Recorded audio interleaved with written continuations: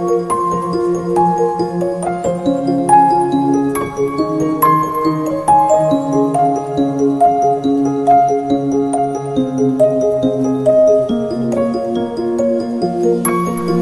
bulan sang Mayo, kinakabig nga bulan sang debosyon sa mahal nga Birhen Maria, ang pinakamatahom nga bulak sa bug-os nga mga kabulakan. Kita nga mga Pilipino gintawag sa isa ka titulo bilang Pueblo Amante de Maria, pungsod nga nagahigugma sing labi sa mahal nga Iloy. Sa aton pagpadayon sang tradisyon kag debosyon sang Flores de Maria, ginadala naton ang aton tagsa-tagsa ka mga pagpangamuyo sa tiilan sang mahal nga Iloy. Bit-bit ang tagsa-tagsa ka mga kabulakan nga nagalarawan sa isa ka madalom nga debosyon nga indi matupungan sa ordinaryo nga pagpahangop sa nagligad na nga mga henerasyon.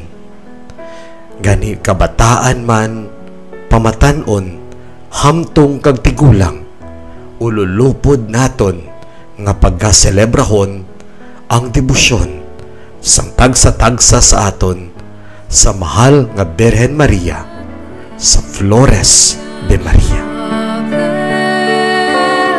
Sa ngalan sang Amay, kag sang Anak, kag sang Espiritu Santo. Amen.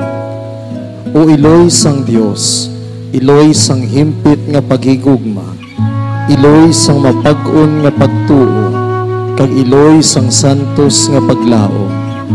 Bisan makasasala kami nga dako, nagapangalaba kami sa imo, nga imo kami hatagan sing mga bugay nga amon kinahanglan sa paghiwat sing maayo sining imo nga Flores. Tinluan kag himpiton mo o Senyora ang amon kalag, agud tumanon namon sa gihapon ang mga nahanungod sa sining bulan nga ginahalad namon sa imo kabay pa.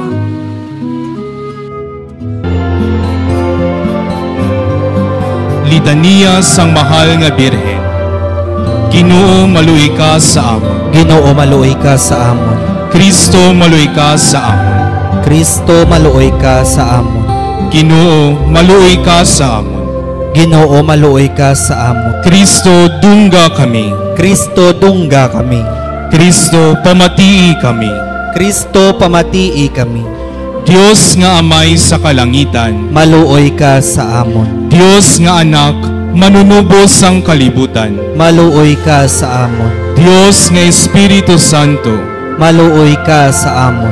Santisima Trinidad nga isa lamang ka Dios, maluoy ka sa amon. Santa Maria, igampo mo kami. Iloy nga Santa sang Dios, igampo mo kami. Santa nga ulay sang mga ulay, igampo mo kami. Iloy ni Kristo, igampo mo kami. Iloy sang grasya nga Diyos nun, igampo mo kami. Iloy nga labing matinlo, igampo mo kami. Iloy nga labing putli, igampo mo kami. Iloy nga Birhen, igampo mo kami. Iloy nga wala sing kasawayan, igampo mo kami. Iloy nga hiligugmaon, igampo mo kami. Iloy nga makatilingala, igampo mo kami. Iloy sang sagihapon nga panabang, igampo mo kami. Iloy sang maayo nga konseho, igampo mo kami. Iloy sang magbubuhat, igampo mo kami. Iloy sang manunubos, igampo mo kami. Iloy sang simbahan, igampo mo kami. Birhen nga labing butanan, igampo mo kami. Birhen nga talahuron, igampo mo kami. Birhen nga takos bansagon, igampo mo kami. Birhen nga gamhanan, igampo mo kami. Birhen nga mahinuklugon, igampo mo kami. Birhen nga salarigan, igampo mo kami. Salamin sang katarungan, igampo mo kami. Lingkuran sang kaalam, igampo mo kami. Kabangdanan sang amon kalipay, igampo mo kami. Suludlan nga espirituhanan, Igampo mo kami. suludlan nga takos sang kadungganan, Igampo mo kami. suludlan sang dungganon nga debosyon, Igampo mo kami. Rosa Mystica, Igampo mo kami. Tore ni David, Igampo mo kami. Tore nga Tiposo, Igampo mo kami. Balay nga Bulawan, Igampo mo kami. Arka sang Kaligunan, Igampo mo kami. Ganhaan sang Langit, Igampo mo kami. Bituon sang Kabugwason, Igampo mo kami. Ikaayo sa mga masakit, Igampo mo kami. Dalangpan sa mga makasasala, Igampo mo kami. Manuglipay sa mga nalisdan, Igampo mo kami. Mananabang sa mga Kristiyanos, Igampo mo kami. Reyna sa mga Angheles, Igampo mo kami. Reyna sa mga Patriarkas, Igampo mo kami. Reyna sa mga Propetas, Igampo mo kami. Reyna sa mga Apostoles, Igampo mo kami. Reyna sa mga Martires, Igampo mo kami. Reyna sa mga Confesores, Igampo mo kami. Reyna sa mga Birhenes, Igampo mo kami. Reyna sang tanan nga mga santos, Igampo mo kami. Reyna nga panamkon nga wala mahilabti sang sala nga panublion, Igampo mo kami. Reyna nga gindala sa langit, Igampo mo kami. Reyna sang santos nga tuod nga rosaryo, Igampo mo kami. Reyna sang paghidain, Igampo mo kami. Kordero sang Dios nga nagawala sa mga sala sang kalibutan, Patawara kami, Ginoo. Kordero sang Dios nga nagawala sa mga sala sang kalibutan, Pamatii kami, Ginoo. Kordero sang Dios nga nagawala sa mga sala sang kalibutan, Maluoy ka sa amon. igampo mo kami, o santa nga iloy sang Dios. Agod mangintakos kami sa mga pinanaad ni Kristo. Pangamuyo, o Dios, tungod sang kabuhi, kasakit, kamatayon kag pagkabanhaw sang imo bugtong nga anak, ginago mo para sa amon ang dulot sang kabuhi nga walay katapusan. Nagaampo kami, kabay nga ihatag mo sa amon, nga nagapamalandong kag nagapangamuyo sining mga misteryo sang Santos nga Santo Rosario ni Santa Maria Birhen, nga amon masunod ang iya ginatudlo kag mabaton ang iya ginapanaad, paagi kay Kristo nga amon Ginoo. Amen. Kabay ang bulig nga Dios nun magpabilin unta sa aton. Amen.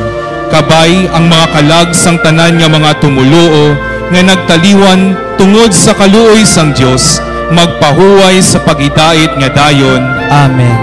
Kabay ang bendisyon sa makagagahom nga Dios, Amay, Anak kag Espiritu Santo magpanaog ka magpabilin unta sa aton sa gihapon. Amen.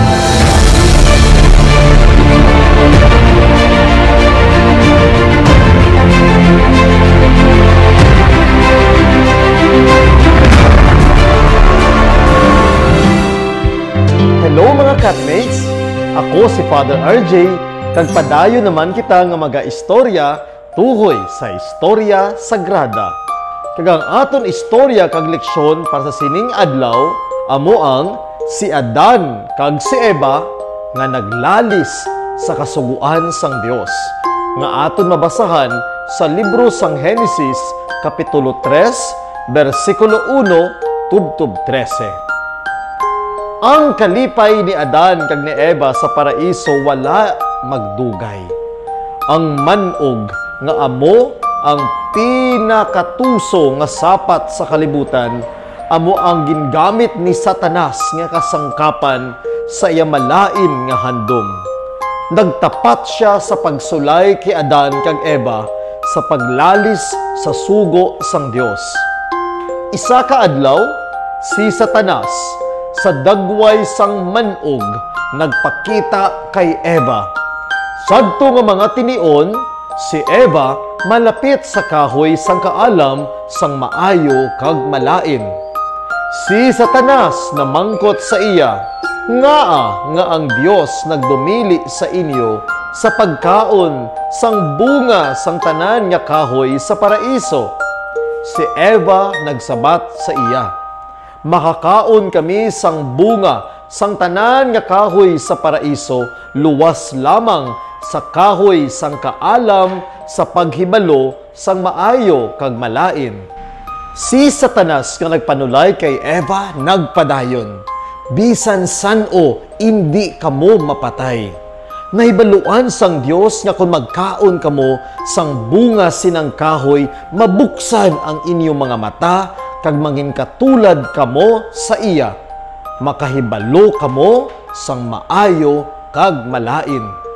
Si Eva wala makadumdum sa pagpahilayo sing madali kay Satanas kag sa iya pagpanulay. Nagpati siya nga kung tani indi ini dapat niya patihon, apang gindaog siya sang panulay kag nagpakasala. Nahibaluan ni Eva nga ang bunga sa tong kahoy nga ginadumilian matahom gid tan-awon kag manamit kaunon. Apang nahibaluan man niya nga ang Dios nagdumili sa ila sa pagkaon sadto. Apang wala sa payan sini, nagpupo gihapon si Eva sa isa kag nagkaon kay luyag niya mangin mataas katulad sa Dios. Ginatagan man niya si Adan kag subong sa iya nagkaon man. Si Adan kag si Eva sing bukas ang mga mata hungod sa buot nga naglalis. Sa isa kapulong nagpakasala sila sang mortal. Pagkatapos ni Adan kag ang iya asawa nga si Eva makahimo sadtong dako nga sala, nakabatyag sila gilayon sang kahuya kag kahadlok. Nabatyagan nila ang kalaway sang sala. Gani gintahi-tahi nila ang mga dahon sang higera kag naghimo sang inugtabon sa ilalawas. Nakahibalo sila nga naglalis sila sa Dios. Gani nanago sila sa mga kahuyan. Ang Dios nagtawag kay Adan, "Adan, nakadlok kamo kag nahuya, kay nagkaon kamo gikan sa kahoy sang kaalam sa paghibalo sang maayo kag malain." Si Adan nagsabat, "Ang ginhatag mo sa akon nga babayi, amo ang naghatag sa akon sang prutas nga imo ginadumili sa amon kag nagkaon ako." Ginpamangkot sang Ginoong Dios ang babayi, "Ngaa nagbuhat kasini?" Si Eva nagsabat, "Nagkaon ako sang prutas, sanglit ginsulay ako sang manog." Pamalandong, si Adan kag si Eva nahulog sa sala kay wala sila magpahilayo sa panulay. Ang kada isa dapat mag-andam sa panulay kag magbantay sa pagpangamuyo kay basi ang yawa makakita sing kahigayunan sa pagdakop sa iya. Ang yawa wala nagakatulog kundi nagalibot-libot nga nagapangita sang iya tulokbon. Wala sing isa nga himpit kag Dios nun nga hilway sa panulay. Kay kita man wala sing lubos nga pagkahilway diri. Ang matapok nga panghunahuna kag diyutay nga pagsalig sa Dios amo ang ginasuguran sang panulay. Kun kaisa indi nato nahibal-an kun ano ang aton mahimo, apang ang sulay makatukib kun ano kita. Subong man, dapat kita magbantay ilabi na gid sa pamuno sang pagpanulay. Kay ang kaaway madali malutos kung sagwa pa lang sang isip, ginabatuan na sa gilayon. Mga utod, ini ang aton istorya sagrada sa sini nga adlaw.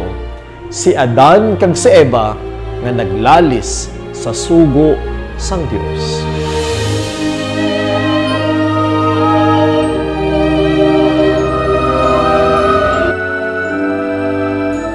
Balasahon gikan kay Lucas. Sa ikanom kabulan sang pagbusong ni Elizabeth, ginpadala sang Dios si Gabriel nga anghel didto sa banwa sang Galilea nga ginatawag Nazareth.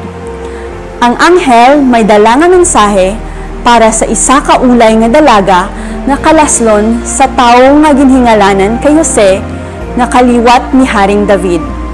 Ang ngalan sang dalaga amo si Maria. Ang anghel nagpakita sa iya kag nagsiling, "Maghimaya ka, puno kasing grasya, ang Ginoo yara sa imo." Ang Ebanghelyo sang Ginoo. Pamalandong.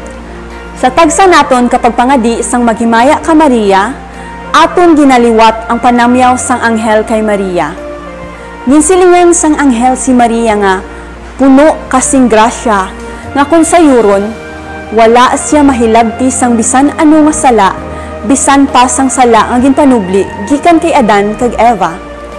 Bisan tao lamang si Maria, nahimo ini tungod una nga ginhatag ni Jesus sa iya ang espirituhanon nga grasya nga bunga sa iya pagtubos sa katawhan paagi sa iya pag-antos, kamatayon kag pagkabanhaw.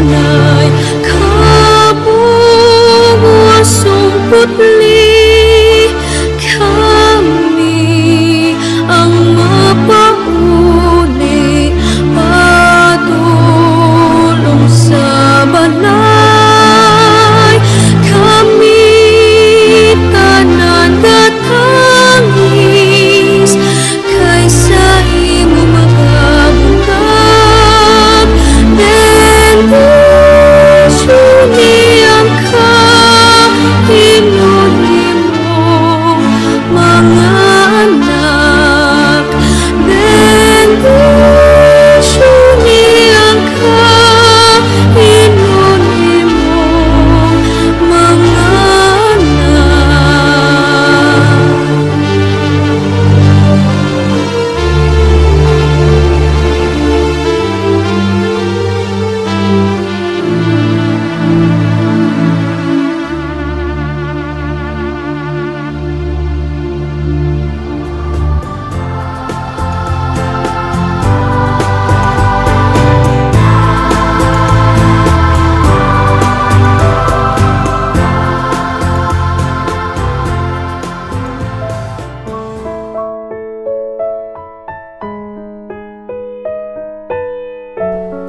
katapusan nga pangamuyo.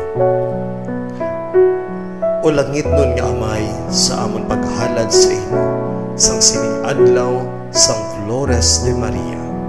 Itugod nga amon man mailog ang mga panimuot sang mahal nga iloy sang Dios. Itugot man nga sa amon tagsa-tagsa kapag pangkinawi kag pangatasan kami man mangin matahom nga mga bulak para sa iban nga katawan.